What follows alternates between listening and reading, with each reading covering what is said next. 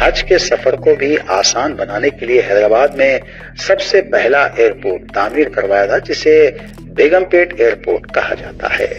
ناظرین، حیدرآباد کا ایک علاقہ جس کا نام ایک بیگم سے جڑا ہے۔ شاہی زمین سے شروع ہونے والی یہ کہانی محلات، منفرد عمارتوں اور شہر کی بدلتی تاریخ سے گزرتی ہے۔ آخر کون تھی وہ بیگم، اور بیگم پیٹ کیسے حیدرآباد کی تاریخ کا ایک اہم حصہ بن گیا؟ آئیے جانتے ہیں اس کی دلچسپ داستان کو آج کی دکن ڈائریز میں۔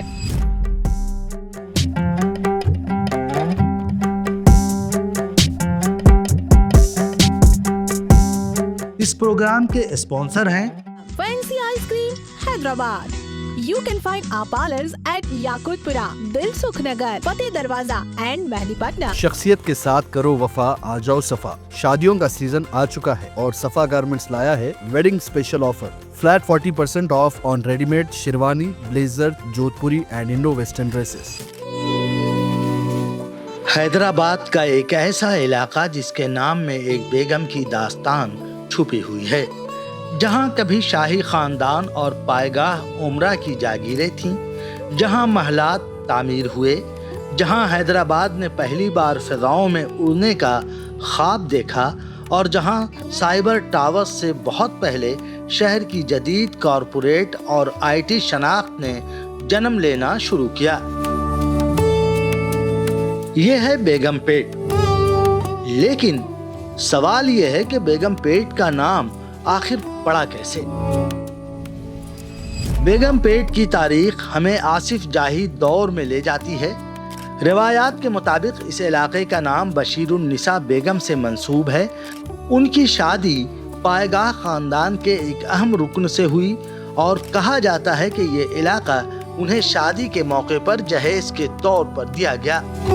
یوں ایک شاہی بیگم سے وابستہ یہ زمین وقت کے ساتھ بیگم پیٹ کے نام سے پہچانی جانے لگی، ایک نام جو آج بھی حیدرآباد کے شاہی ماضی کی یاد دلاتا ہے۔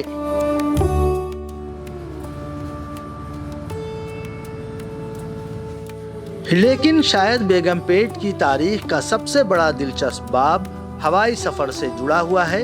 1930 کی دہائی میں نظام دور میں قائم ہونے والا بیگم پیٹ ایئرپورٹ۔ جی ہاں، کئی دہائیوں تک حیدرآباد کا دنیا سے فضائی رابطہ تھا۔ یہاں سے دکن ایئر ویز جیسے اداروں نے بھی اپنی پروازوں کی تاریخ رقم کی۔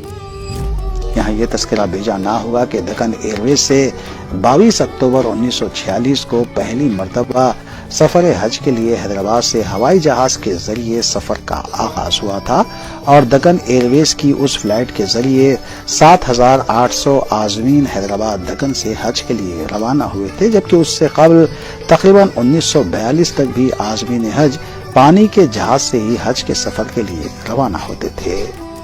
وقت گزرتا گیا اور بیگم پیٹ ایئرپورٹ حیدرآباد کا مرکزی ہوائی اڈہ بن گیا۔ ملکی اور بین الاقوامی پروازیں اسی علاقے کی شناخت کا حصہ تھیں۔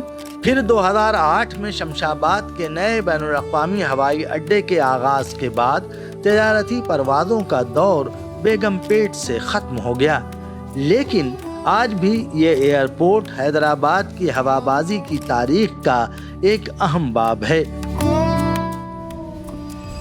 بیگم پیٹ صرف ایک شاہی جہاگیر نہیں رہا، یہ پائیگاہ خاندان کی شان و شوکت کا بھی ایک اہم مرکز بن گیا۔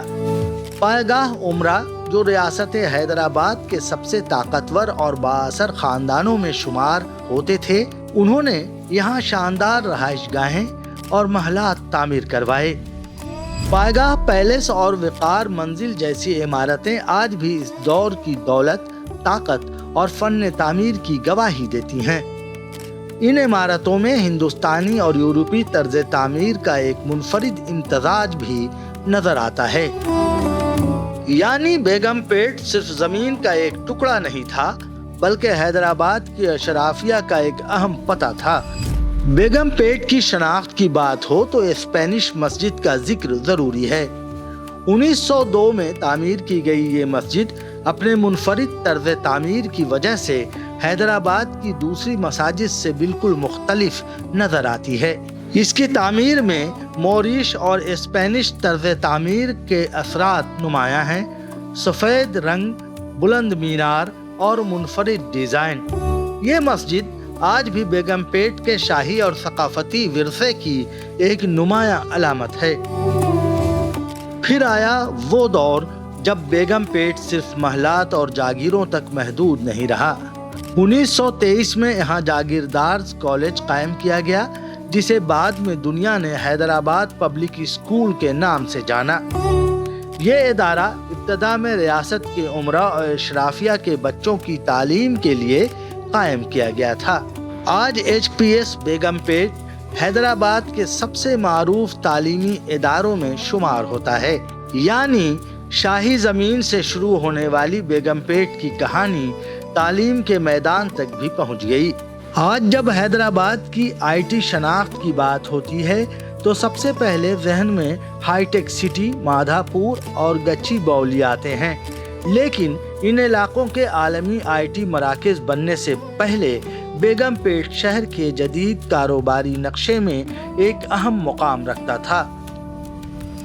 1980 और 1990 की दहाइयों में बहुत से कॉरपोरेट और इब्तदाई टेक्नोलॉजी दफातर ने इसी मरकजी इलाके को अपना मरकज बनाया। यानी साइबर टावर से पहले भी हैदराबाद की जदीद कारोबारी कहानी लिखी जा रही थी और इस कहानी के अहम सफात में बेगम पेट शामिल था। तो नाजरीन, बेगम पेट सिर्फ एक इलाका नहीं बल्कि हैदराबाद की शाही माजी और बदलते हुए दौर की एक निशानी है। एक बेगम के नाम से शुरू होने वाली ये कहानी आज भी शहर की तारीख में जिंदा है। नाजरीन, ये था दक्कन डायरीज का प्रोग्राम जो हमारे साथी पेश कर रहे थे। क्योंकि मेरे साथ हादसा पेश आया, आपसे दुआओं की गुजारिश है और देखते रहिए दक्कन डायरीज। दक्कन डायरीज की खुसूसी रिपोर्ट लेकर हम बहुत जल्द आपके दरमियान हाजिर होंगे। तब तक के लिए दीजिए इजाजत। अल्लाह हाफिज। मैं अपने साथी समी खान के साथ ज़की अख्तर, दक्कन मीडिया के लिए। ये थी दक्कन डायरीज की एक और दास्तां। अगर आप इसी तरह की तारीखी और इंटरेस्टिंग वीडियोस को और भी देखना चाहते हैं तो हमारे चैनल दक्कन मीडिया को सब्सक्राइब करें और हमारी वीडियोस को लाइक शेयर ज़रूर करें। अल्लाह हाफिज।